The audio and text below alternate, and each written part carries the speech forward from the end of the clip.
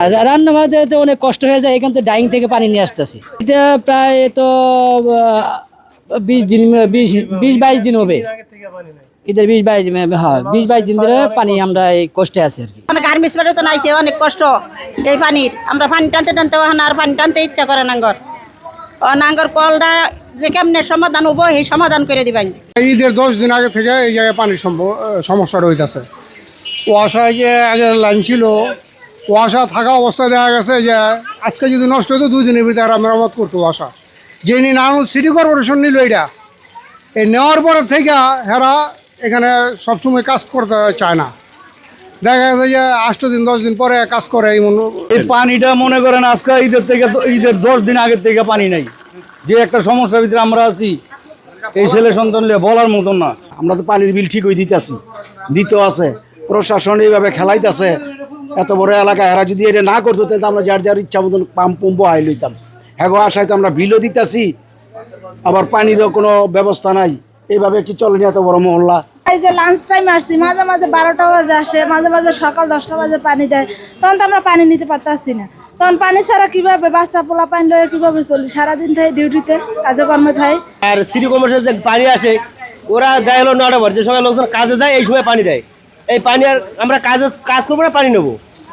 এই কোম্পানির পানির সাহায্যে আমরা ভালো চলতেছি। শুধু আমরা না, যে মহিলারাও পানির অভাবে গোসল করতেছে এখানে গিয়ে। পানির এমন এক কষ্ট হয়ে গেছে।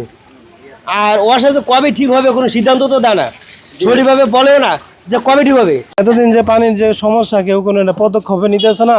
বা পানি আমরা এত কষ্ট করে পানি নিতেছি, মানে কেউ কোনো তো এলাকার কেউ কোনো দেখতেছেও না।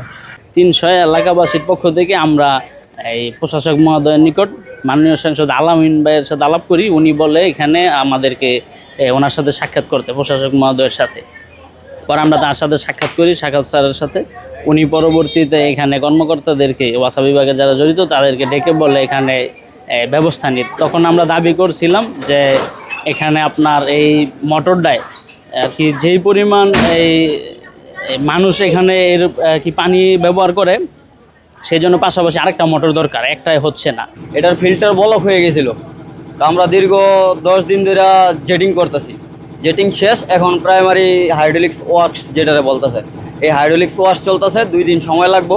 আজকের দিন, কালকের রাত হয়তো শেষ হইতে পারে, কালকে সকালে হয়তো শেষ হইতে পারে। 10 দিন ধরে এই তো সমস্যা। 10 দিন ধরে আমরা কাজে আসছি 10 দিন ধরে।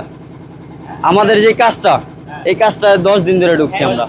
মানে আপনারা বলতে চাচ্ছেন যে এই পানির সমস্যাটা এলাকায় মাত্র 10 দিন ধরে হচ্ছে।